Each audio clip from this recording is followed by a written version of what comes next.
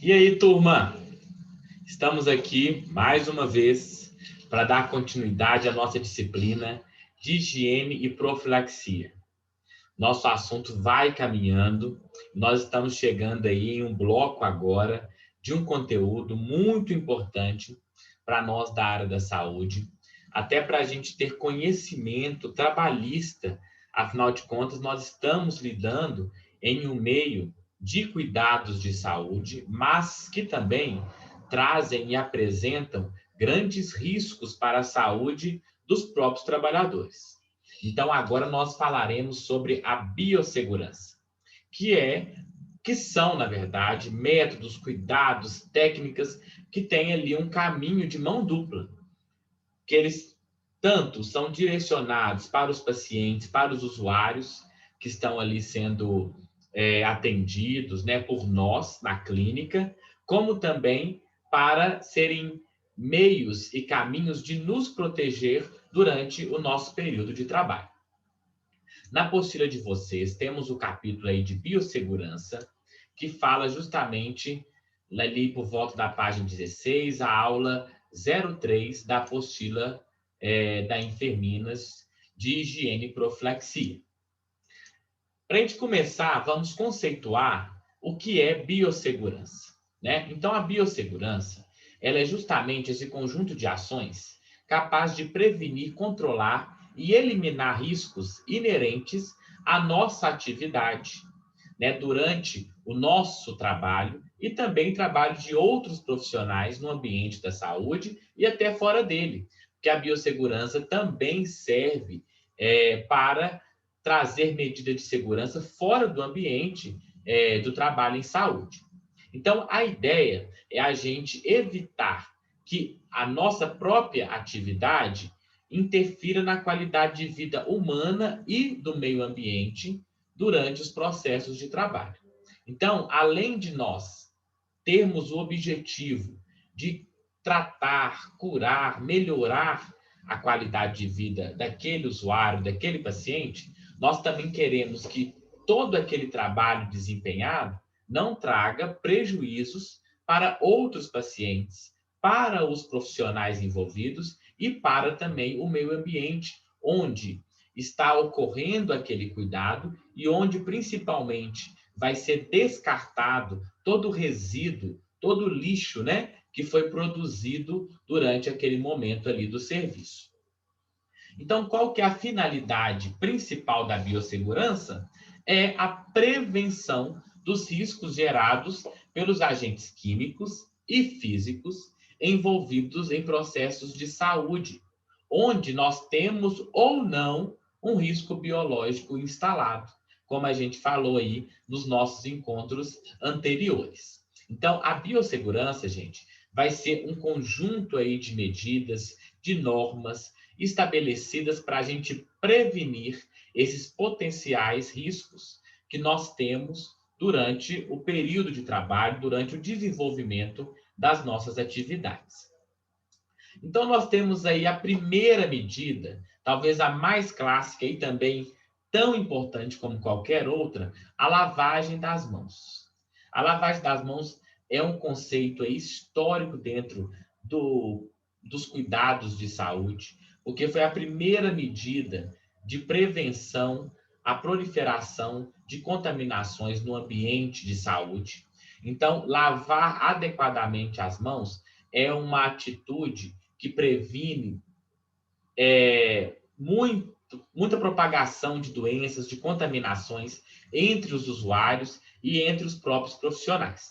Agora, aí nesse período, né, que estamos vivendo da pandemia do Covid-19, como a lavagem das mãos tem sido cada vez mais recomendada e até nós, né, que ainda talvez não estamos no ambiente de saúde, também começamos a ter esse hábito pensando justamente na coletividade, pensando em não propagar alguma contaminação, algum germe, no caso, o vírus do Covid, para outros ambientes, para outras superfícies e para outras pessoas. Outra medida básica da biossegurança é o uso correto dos equipamentos de proteção individual, os chamados EPIs.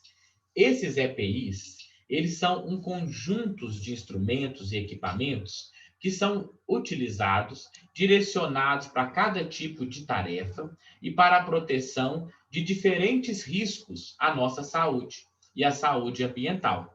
Então, nós teremos capotes, gorros, máscaras, o sapato fechado, de preferência impermeável, né?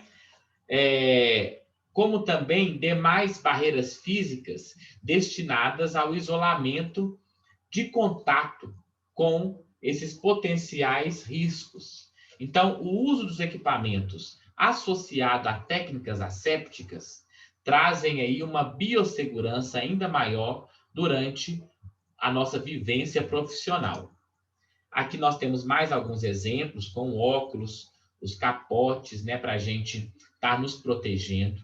Nesse momento do Covid, vocês devem ter visto como os profissionais estão altamente, né, paramentados, que a gente chama, muito bem ali equipados com protetores para criar uma barreira física mesmo, que não deixa que aquele agente infeccioso entre em contato com o corpo daquele profissional.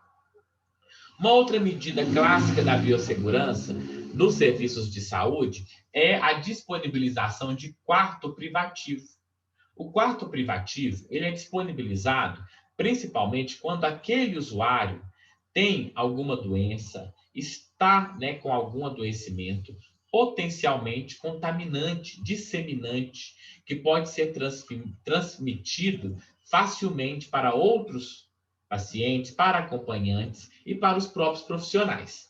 Então, nós deixamos esse paciente em isolamento, né, em um quarto privativo, para evitar justamente que essa contaminação se prolifere e acabe contaminando outras pessoas que estão circulando ali naquele ambiente de cuidado. O caso do Covid também pode entrar nesse aspecto, e hoje nós estamos com tantos pacientes contaminados que nós não temos, não é quarto privativo, não. Nós temos, são hospitais totalmente direcionados para o tratamento desses pacientes contaminados pelo vírus da Covid-19. Então, a ideia é a gente separar esses pacientes com a doença daqueles sadios, para evitar a proliferação das contaminações. Nós temos o caso da Covid, mas também teremos o caso da tuberculose, teremos o caso da H1N1, teremos o caso das bactérias multiresistentes, como a KPC. Tudo isso, todas essas doenças requerem medidas de proteção para o próprio usuário, para aqueles usuários que estão circulando naquele ambiente e para nós profissionais. Então, quais são os tipos de risco que nós temos aí nesse ambiente de tratamento, de cuidado, esse ambiente da saúde? Primeiramente, clássico, né? Nós temos aí o risco biológico, nós também teremos o risco químico, afinal de contas, nós lidamos com medicamentos, com substâncias químicas, muitas das vezes também trabalhamos com tipos especiais de desinfectantes, né? E também riscos físicos. Afinal de contas, nós estamos num ambiente com vários potenciais riscos ali de acidentes, né?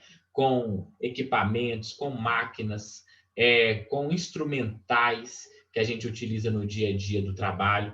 Então, nós temos que estar muito alerta durante todo o nosso trabalho em saúde, porque com uma simples distração, nós podemos aí nos acidentar e trazer prejuízos para a nossa própria saúde do profissional. E para a gente ficar mais atento quando nós entramos em algum setor, em algum ambiente da saúde, nós fomos desenvolvendo algumas sinalizações para deixar aquele profissional mais atento e mais assim direcionado a sua atenção para alguns tipos de riscos. E aí foi construído o mapa de risco, que é justamente essa expressão gráfica que distribui os riscos dentro daquele ambiente. Então, quando vocês forem em grandes hospitais, hospitais bem organizados, vocês vão perceber que na porta dos diferentes setores vai ter esse mapa de riscos ambientais. E essas cores que estão simbolizadas ali naquelas bolinhas, elas significam o tamanho, né, que diferencia pelo tamanho da circunferência, e também a cor pelo tipo de risco que nós vamos encontrar entrando dentro daquele ambiente. Então, logo na porta, eu já percebo, olha, ao entrar aqui nessa sala de medicações, ao entrar aqui nessa sala de inalações, ao entrar aqui na sala de emergência, ao entrar aqui no consultório médico, eu estou exposto mais a esse risco e mais aquele outro risco, menos a esse risco, ou não tenho aquele outro risco. Então, esse mapa é uma sinalização para a gente ficar mais atento a alguns riscos que nós podemos encontrar em diferentes ambientes, em diferentes setores dentro das instituições, né, onde a gente pode iniciar aí a nossa vida de trabalho na saúde. E aí, foram divididos os tipos de riscos.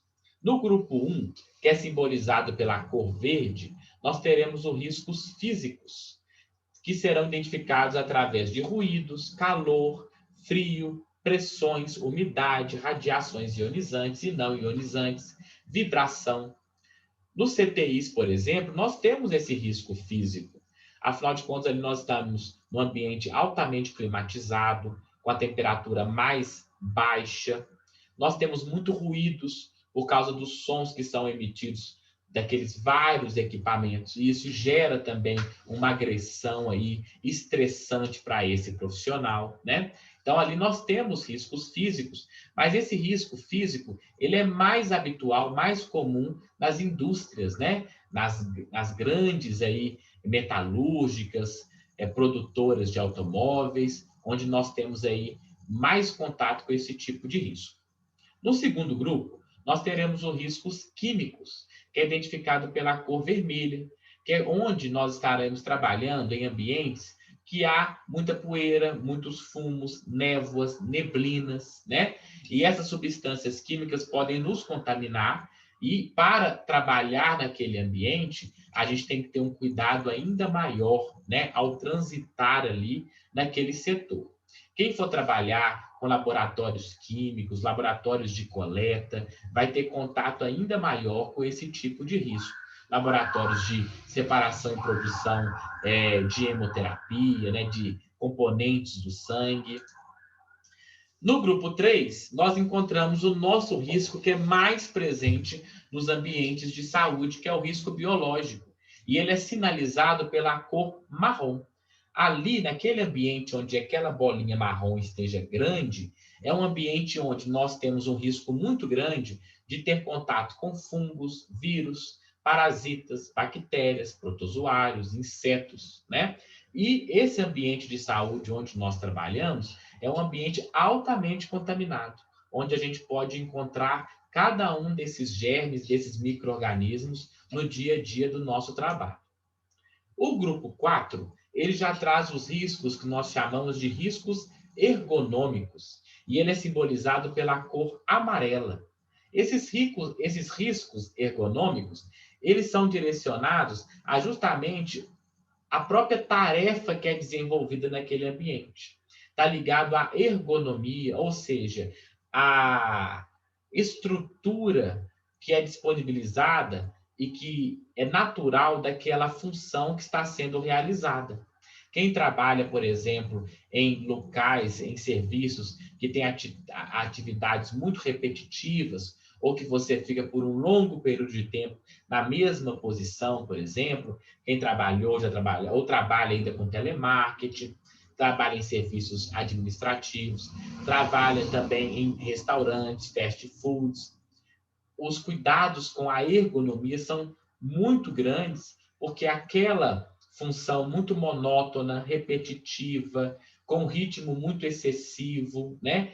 Com posturas muitas das vezes inadequadas, traz um risco ergonômico, um risco de lesão, justamente devido à rotina de trabalho que você necessita desempenhar.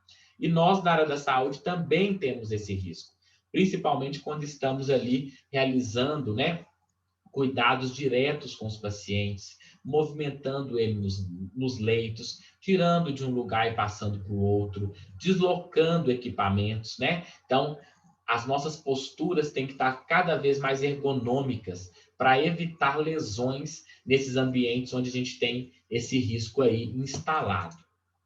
E também, para finalizar, nós temos os riscos de acidentes, que é simbolizado pela cor azul e que está ligado à própria estrutura daquele ambiente, né? Que talvez tenha um arranjo físico inadequado, uma iluminação inadequada, tem conteúdos ali explosivos e com risco maior de desenvolver incêndios, altas tensões de eletricidades, máquinas, equipamentos sem proteção, risco de quedas e presença de animais peçonhentos. No ambiente de saúde, nós também temos esse risco de acidente. Nós ali nas enfermarias, nos CTIs, teremos contato com gás oxigênio, contato com várias fontes de eletricidade, a iluminação muitas vezes não é mais adequada. Então, esse risco ambiental da própria estrutura do local de trabalho, nós também temos no dia a dia ali, que a gente desenvolve as nossas atividades nos turnos de trabalho. Iniciando, então, a nossa explicação ainda mais esmiuçada, vamos voltar a nossa atenção para o risco biológico. É como eu falei com vocês, que é o carro-chefe aí para todo profissional da área da saúde, principalmente nós da enfermagem.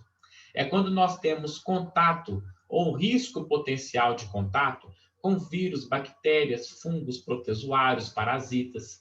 E esses micro-organismos podem gerar doenças no próprio profissional, ou quando não geram doenças no próprio profissional, esse profissional pode ser também um meio de transporte desses micro-organismos para outros pacientes, para acompanhantes, para outros colegas de trabalho e até para seus próprios familiares, né? Levando esses micro-organismos para dentro da sua casa. Então, por isso que nós, que somos trabalhadores da área da saúde, temos que ter uma atenção redobrada com as medidas de biossegurança, porque para prevenirmos tanto adoecimentos a nós, como também para toda aquela comunidade que está se relacionando, né, conosco.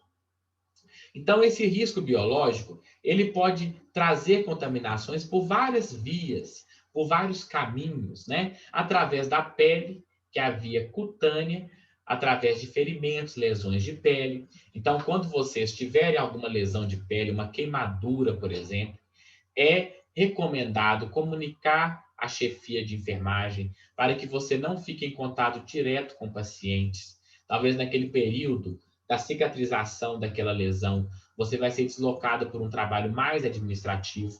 Porque você trabalhar com pacientes que podem estar contaminados com uma lesão é um risco muito grande de você também adoecer com aquelas contaminações. Pode também vir através da via digestiva, quando a gente ingere algum material ou alimento contaminado, e também através da via respiratória, quando a gente aspira, né, inala um ar com contaminações. E as medidas de biossegurança nesse momento vão ser para incentivar a lavagem das mãos, o uso de luvas, máscaras de forma adequada, óculos de proteção, tudo para que a gente evite ao máximo ter esse contato com contaminantes do risco biológico. Então, esses modos de transmissão, através das mãos, através dos contatos com os materiais inanimados, através de gotículas que podem sair aí no momento da fala, no momento de uma tosse, de um espirro, e através da própria respiração de alguns pacientes, né, portadores de doenças aí com transmissão aérea, tudo isso são vias, caminhos, onde a gente pode estar se contaminando por esses agentes biológicos. Então, nós, como profissionais de saúde, temos que estar com a atenção ainda mais redobrada às medidas de prevenção, às medidas de biossegurança. Porque muitas das vezes nós não temos o conhecimento do que está acontecendo com aquele paciente na sua totalidade. Então, mesmo eu não sabendo a doença que ele tem, eu já tenho que ter uma medida de precaução padrão para eu me prevenir de qualquer contaminação que possa vir durante ali aquele meu cuidado que eu estou prestando para aquele paciente, para aquele usuário. Agora, os riscos químicos, eles vão estar ligados a produtos químicos, né? Que podem ser inalados, podem também entrar em contato com a pele, gerando aí processos, né, de adoecimento para aqueles profissionais da saúde. Esses materiais químicos, nós temos várias classes deles, e eles serão organizados de acordo com as suas afinidades. Então, nós temos aqueles produtos químicos que são explosivos, outros que são gasosos, outros que são líquidos inflamáveis. Nós temos aqueles sólidos inflamáveis, oxidantes, ou peróxidos orgânicos, tóxicos e infectantes, radioativos, corrosivos, substâncias perigosas diversas, todos provindas desses princípios ativos químicos que são capazes de gerar alguma agressão ao meio ambiente e ao próprio profissional da saúde e também àqueles usuários. Nós não precisamos saber delimitar cada uma dessas classes, cada um desses produtos químicos, mas nós temos que estar atentos justamente às medidas de prevenção para que nós não tenhamos esses tipos de acidentes, né, com produtos químicos no ambiente de saúde. Então, sempre que for manipular esses produtos desinfectantes, que têm essas substâncias químicas, que podem ser corrosivas, que podem lesionar a nossa pele, que podem também, quando são inaladas, trazer aí prejuízos para o nosso sistema respiratório. Nós temos que estar com bastante cuidado, utilizando luvas de forma adequada, utilizando máscara de forma adequada, óculos de forma adequada, para que a gente não se contamine, se intoxique com essas substâncias químicas e acabe também gerando adoecimentos para nós mesmos, profissionais de saúde. Os riscos físicos, como a gente conversou lá no início, estão ligados a vibrações, a ruídos, a pressão anormal, a umidade, né? E os ambientes de saúde fechados, eles acabam trazendo para nós um risco muito grande devido à temperatura, né, daquela climatização por ar-condicionado mais baixa e também muitos ruídos provindos dos vários equipamentos. Nós vamos até conversar mais para frente sobre a síndrome de Burnout, que é uma síndrome muito comum que acontece com os profissionais que estão em constante contato com esses riscos físicos aí no ambiente de trabalho. E nós, como falamos, temos os riscos ergonômicos, que estão aqueles caracterizados pela falta de adaptação das condições de trabalho. Ou seja, eles estão ligados à própria função, à própria tarefa de trabalho que estamos desempenhando. E, para evitarmos esses riscos, nós temos que adotar posturas preventivas no ambiente de trabalho, já sabendo que aquela função possa nos trazer alguma lesão. Então, na hora que eu for levantar um paciente, eu vou levantá-lo de uma forma adequada, pegando nos braços dele, para evitar de eu carregar muito peso sozinho, flexionando as minhas pernas, apoiando os pés de forma distanciada, tudo para gerar uma pressão e um peso menor no meu corpo, evitando assim a instalação de algumas doenças devido à própria rotina de trabalho que eu tenho que desempenhar. Esses riscos ergonômicos, eles podem estar associados a fatores externos ao próprio ambiente ou a fatores internos que estão ligados ao plano emocional, né? O nosso trabalho é um trabalho muito estressante e que muitas das vezes pode trazer aí problemas de saúde a nível emocional, da saúde mental desse trabalhador. Então, quando nós estamos aí com agentes ergonômicos não adequados, nós temos os riscos de estar desenvolvendo trabalhos físicos muito pesados, com posturas incorretas, posições incômodas, repetitividade, monotonia, ritmo excessivo, trabalho em turnos, trabalho noturno, jornadas de trabalho muito excessivas, postos de trabalho pouco adaptados. Tudo isso nós encontramos na área da saúde. Então, nós vamos ter muita presença desse risco ergonômico durante as nossas tarefas de trabalho. E, por fim, os riscos de acidentes. Como eu falei com vocês, nós temos vários causadores de acidentes que a gente pode encontrar nos ambientes de trabalho que podem gerar lesões nos trabalhadores, como cortes, fraturas, escoriações, queimaduras. Então, nós temos que estar muito atentos a toda aquela estrutura que está ali em volta de nós, para que a gente não se acidente, né? De forma física. Pode ser com uma tesoura, pode ser até com uma maca, pode ser com suporte de soro, com alguns equipamentos, né? Que em alguns momentos podem estar mal instalados, mal fixados, né? Sem a proteção adequada, ferramentas defeituosas e inadequadas, iluminação daquele local inadequada, promovendo assim um risco maior da gente se acidentar, eletricidades expostas, né? E também uma probabilidade de incêndio ou explosão, principalmente quem trabalhar com equipamentos e soluções aí inflamáveis, né? Que podem ser promotoras aí de incêndios. Turminha, nós demos um panorama geral sobre todos esses riscos aí que nós, profissionais da área da saúde, estamos expostos. E a biossegurança, ela vem justamente para nos proteger e nos prevenir ao máximo desses riscos que nós estamos expostos no dia a dia de trabalho. Então, a ideia da biossegurança é justamente que a gente tenha atitudes preventivas. Então, se eu estou trabalhando com risco biológico, que eu utilize adequadamente os equipamentos de proteção da saúde, que eu coloque aquele paciente em um quarto privativo quando possível, que eu lave as mãos sempre que eu entrar em contato com o paciente e qualquer área ao entorno desse paciente.